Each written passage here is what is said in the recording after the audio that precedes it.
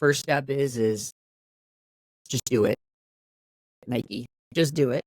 No, but literally, it doesn't matter. You don't have to wait for everything to be perfect in order for you to start. Just do it. Pick up the phone. Have someone hold you accountable.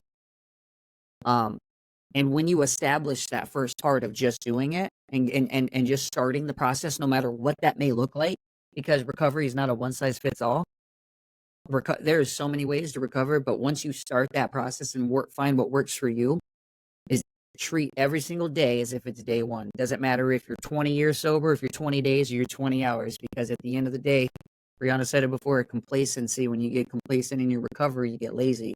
When you get lazy, you start you just start backtracking and exactly. And so I have to treat every single day as if it's day one, because I know that all I have to be sober for is this exact moment right now.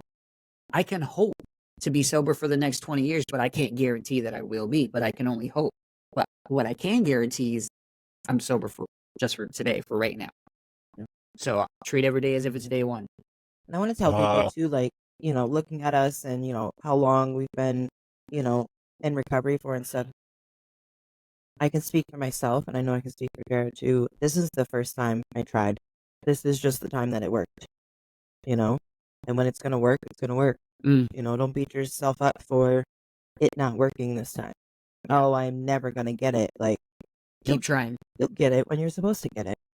Some people, they start 15, 20 times. Guess what?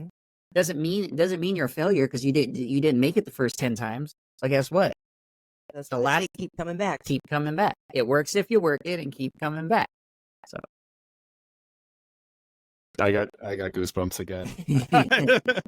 Well, I feel I feel like, let me tell you, I drink more than I should, but I would say, I'm someone who, I've talked about that before, like, if it's something like during COVID, especially because I got into I've always been into making cocktails, but I got into like perfecting cocktails. And in order to do that, what's that? Like mixology? Yeah. And I had always been into it, but I was like, I'm going to figure out how to make the perfect Negroni. And then I would start at like 6 p.m. Then it would go to 5. And then I'm like, well, I'm done with meetings. It's 4. And then I'm making like 5 Negronis. And I just remember so anyway, my point of telling that story is it doesn't make something wrong with you to like investigate yourself and your habits and, anything there. And I think there's such a stigma around it still. And it's not even just alcohol or drugs. It's like, if you admit it, like, what are people going to think of you, right? If you talk about it, people are going to think of you. And if you're in a group like you were, Brianna, where it's like everyone's an addict and you're socially pressured to do so, it's just really hard for people to come to terms with it sometimes and even start that journey. And that's why I think it's important to circle up that long spiel to say that when it's your time, it's your time. And that's when it's supposed to be. And that just keep trying. Just admit it. To do, like, accept it.